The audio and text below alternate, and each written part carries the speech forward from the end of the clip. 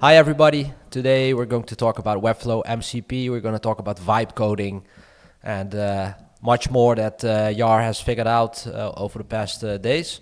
So for those who don't know what Webflow MCP is, including me until a short while ago, we're talking about the Webflow Model Context Protocol. It's a server that enables AI tools like Cursor, Claude and ChatGPT to interact with Webflow projects in real time.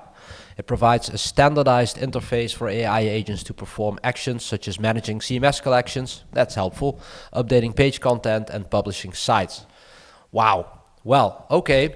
Yeah. As the AI race continues, Jar, what do you want us to know about Webflow MCP and where does it leave us in this AI landscape that is fastly changing, quickly changing, Jesus? Yeah, well, hello and thank you for having me again. This has been huge news for the past week. Webflow's MCP, it's been released and a lot of people are hyped up about it. And I know for the past episodes, we've talked about Webflow AI, we've talked about some other AI tools. And I think this one just like topped it all off. By them releasing the server, they allowed like a much more lenient way to work with the projects and not having to rely on their tools. So now I can use like Cloud or Cursor with the MCP. I can do work on my project without having to use like, let's say, I don't know, Webflow's AI or Reloom AI or so. However, this is for now, and I see an update coming. For now, it's just collection focused or content focused. And hopefully soon it will be like full project focus, so you can interact with the layouts. It'll be great. Yeah, so now they just picked a couple of features, a couple of basic features or the most used features, and then they're planning to roll out more soon. Yeah, exactly. So for now, it's just it's basically what your editor, let's say the editor role can do, which is manage collections, make new collections, change the content in the collections. For now, this is done now with the agent mode. So you can do it with an agent mode on Cursor. Have Cursor do your blog post, edit blog post, add images, create new collections. And of course, you'll have to make the template for it on Webflow yourself, but then having the content creation process automated. But I see a lot more coming. Like this is a first step. Like this is a very good first step, and everyone's like psyched about it. So I see more coming to it in the future. Yeah, did you see this coming? That they sort of tease the public about the MCP release, or is it a logical step for you, or is it a surprise? Well, I didn't see that coming, to be honest. I've been using Cursor myself with Webflow. We've also seen it a couple of episodes ago. Yes. But when they released it, it was like, this is perfect for me because I use Cursor and Webflow together. And now they gave me this MCP server to connect them both. It was like, I asked for it, you know? Yeah. And it happened. And a lot of people are very psyched about it. People started using Cursor now because this is possible. Like Webflow users started using Cursor or Cloud because this is now possible. And we're seeing a lot of nice use cases. So it's pretty cool. Like I'm very happy they did that. They went in that direction. And it's like something that can be done like they did now. They can release a few tools and then add on top of it in the future, you know, slowly. And it's a server. It's open source, so that's great. Other developers can contribute as well, which we might see as well very soon. Yeah, very cool. Christmas came early this year. So what do you have prepared for us? Can we dive into it? Yeah, so I'm gonna share a screen and sorry.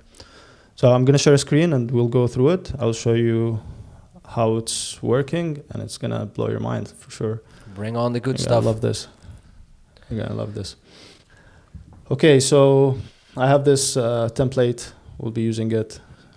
So you see it has some CMS collections.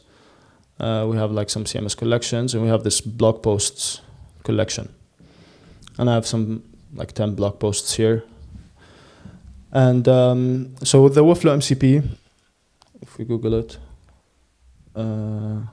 Webflow MCP. So they released it earlier. There's documentations on how to install this. Basically, you get your API key, and you add it to the MCP on Cursor. In my case, I'm using Cursor. You can do the same thing on Cloud. And then once you have it on Cursor, this is Cursor, you will have it as Webflow, and it will have, like, let's say, a green light or that it's active. And these are the list of tools that you can use. So you can see, like, maybe this is a bit like very specific, very technical. And you can see, like, you can create collection fields, you can collection item list. These are basically what it can do for now. And so let's test it out. So now I connected my MCP to this project, and we'll test it out. So for example, a use case that maybe will be easy here is that I have these articles with a number, right? So these 5 principles of blah, blah, blah, 10 web design blogs, 14 misconceptions. So I have these articles with a number, and maybe I want to archive these articles. I don't want any article with a number in the title, archive it. So you can just do that on my project Arrakis, and you just mention the project, and then you give it, like, let's say, archive all the blog posts that have a number in the title. My God. Yeah. Yeah. And it's an agent mode, so it's gonna already see thousands of ways to use this. It's incredible. Like, I'm doing a very simple use case here, but, like, I've done so many videos. I'm like been using it, like, nonstop for now. So yeah, so it's, I don't know if it's connected. Let's just check. That's what you will always see when you're doing a live demo, right? We had that last time as well. Gives you an error. It doesn't matter. Yeah, but in this case, at least I'm chatting with someone. So it can list the website. So I'm gonna ask it what website are you connected to, and so anything that looks like this in Cursor, it's usually an agent doing something. So I can see that I'm connected to this site. So that's great. On this site, I'll just repeat that prompt.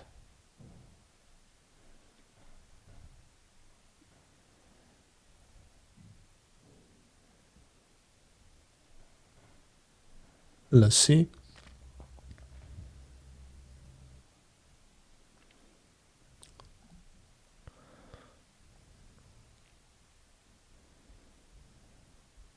Okay, so now it's going. So it's an agent mode, so it takes its own steps. It calls whichever tool it needs at the time. There are the blog posts with numbers in the title. There you go. Exactly. So these are the blog posts. Now if I go here, I can see, if I refresh, I can see they're all archived. Yeah. Which is what I wanted. Like, I don't want to display them. Yeah. Again, demo. But yeah. Oh, it's still generating. Sorry, this is still happening. Update items. Yeah. Basically giving you the confirmation that it's successfully archived all those blog posts, 7 of them. Exactly. Yeah.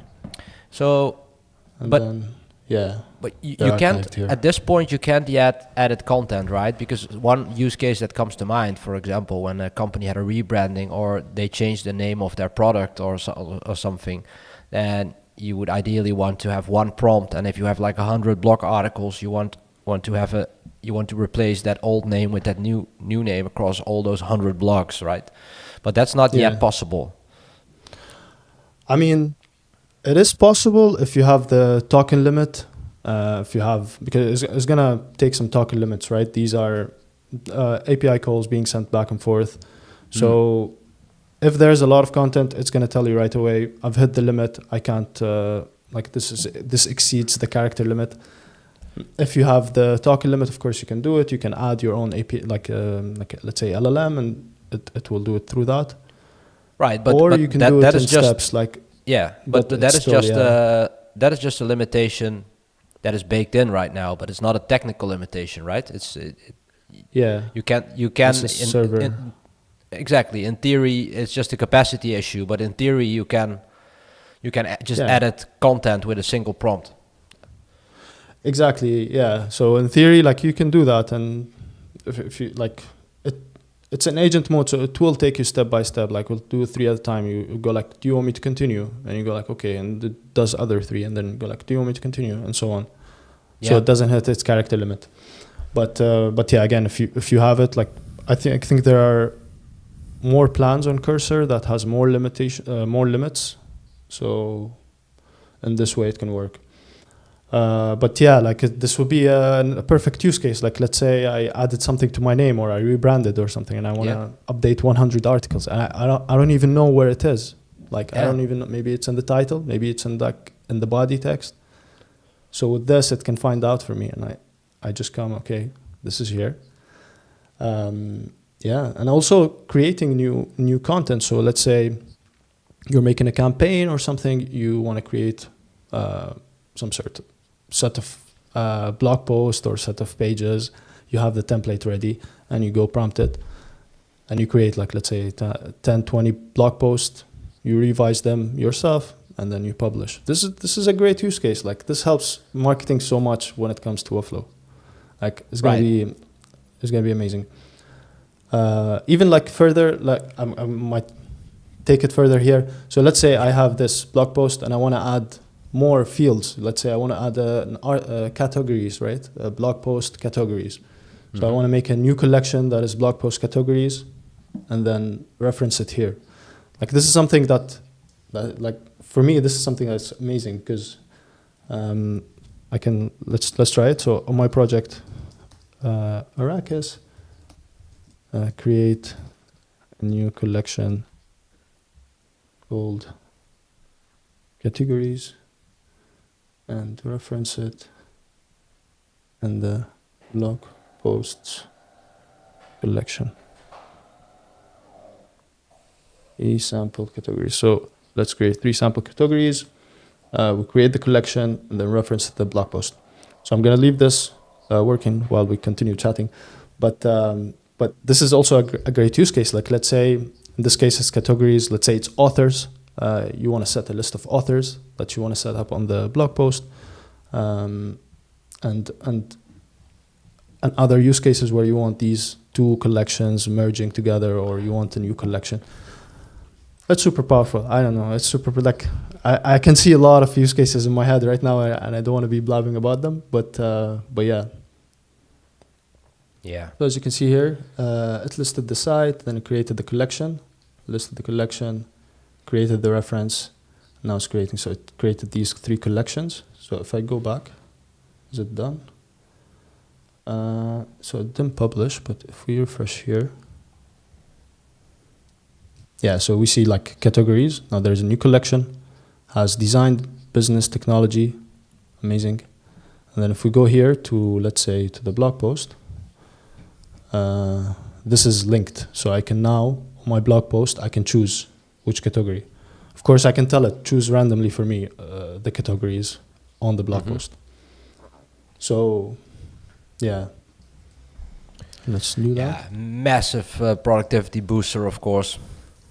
Big time, like you can apply this to so many things. You know, we have some customers who have you know, websites that have been updated continuously month after month, you know, through our subscriptions, and they amassed such a huge amount of pages and content that this is a lifesaver for easily changing something across pages, across collections. Very cool.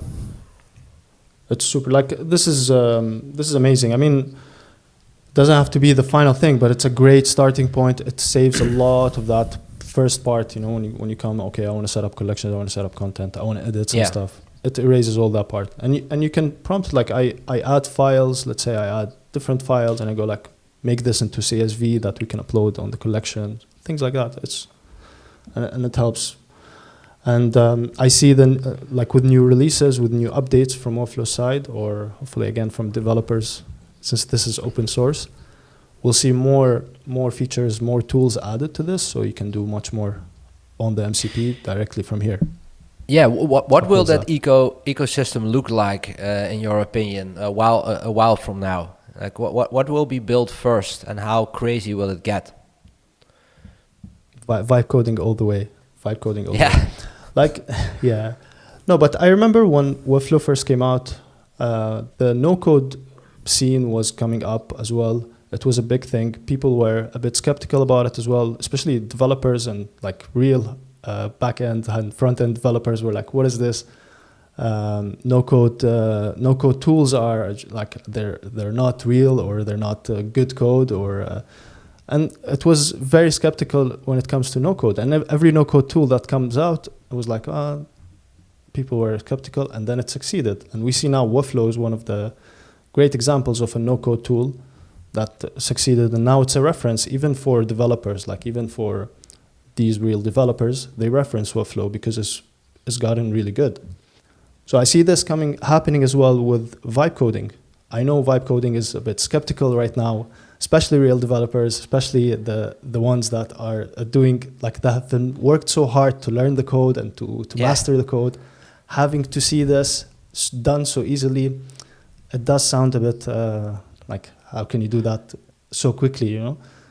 But again, I see this, just like the no code, I see this picking up slowly to become something that even real developers will use to, like, okay, I'm easing up these nitty-gritty stuff, these little tasks with this, and then perhaps it's just about reviewing.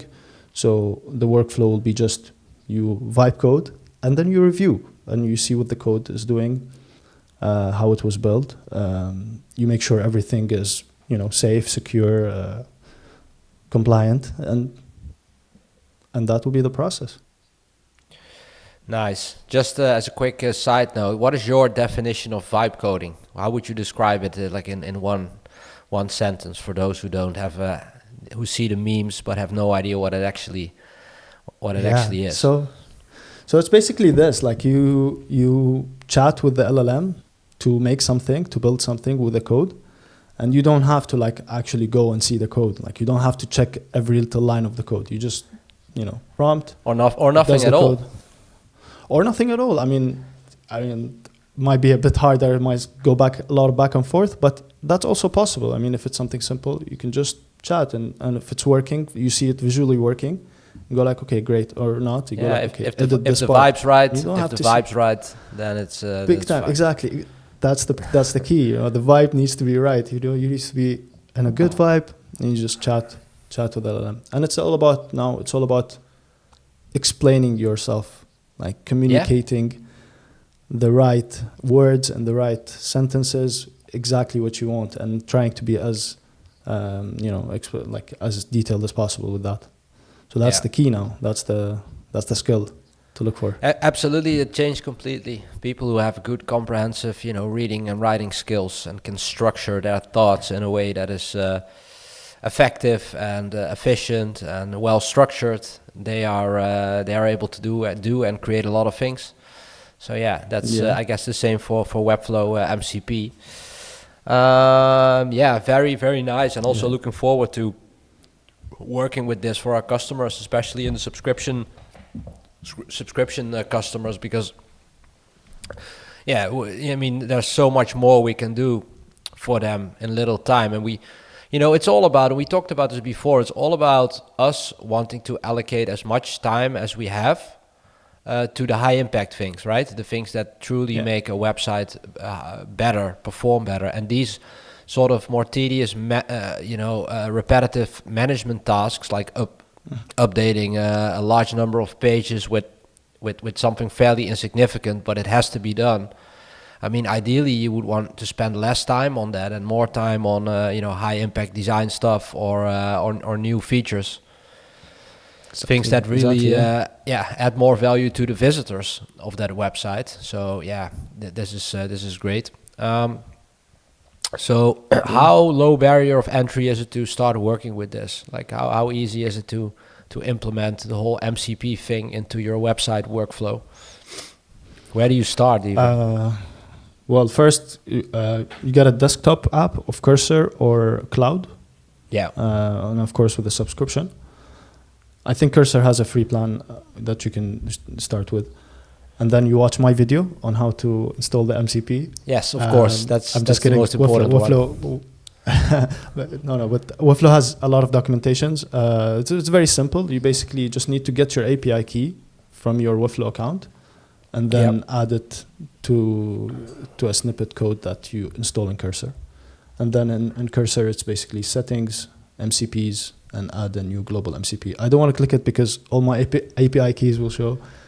But yeah, it's just basically you add this and you paste in the API key and that's how it is. And then you bring in the chat and start chatting and go like, okay, do you see my website? What websites do you see? And I'll tell you. Nice, dude. Nice. Very cool. So what is on your wish list? What would you like to see rolled out ASAP? ASAP, I would like to see more updates on this. I would like to see more updates when it comes to asset management. So when it comes to when it comes to managing your images, your like the applied images and the non-applied images and all that. So I think that's like something that needs to happen very soon. Yeah. And further on, again, I see this happening where you can interact with the layout of the website itself, which will be really cool because then it's all a different game. It's gonna be different. Yeah, that's the next big step. So it seems. What about SEO? You know, for example, keeping your metadata fresh and frequently updated. I think that's perfect with to do this like in agent mode, right? It's already there. So pages get metadata, update metadata, I think, but it's already there to update metadata at least for the collections. But I haven't tested it much, but I've seen videos on X that people are doing it, and it does update for you. So and it adds schema as well, schema markups. This is also in the MCP already. So say I want to add more schema markups specific for specific collections, it also does it for me. And this is great because, like you said, these kind of stuff, it's like it needs to stay up to date. You need to update it all the time. It's not like something you can leave. And having an agent do it really speeds up the process. Yeah, very cool, man. Yeah, there's a lot of. We'll probably do more we do follow-up videos as this gets rolled out further and features are being added, and the ecosystem will become more active in building new stuff within this realm. So very cool, man. Yeah, thanks for preparing this and showing it to us. To be continued. For sure. All right. Thanks, Yar. Was a pleasure. Thank you, Ian.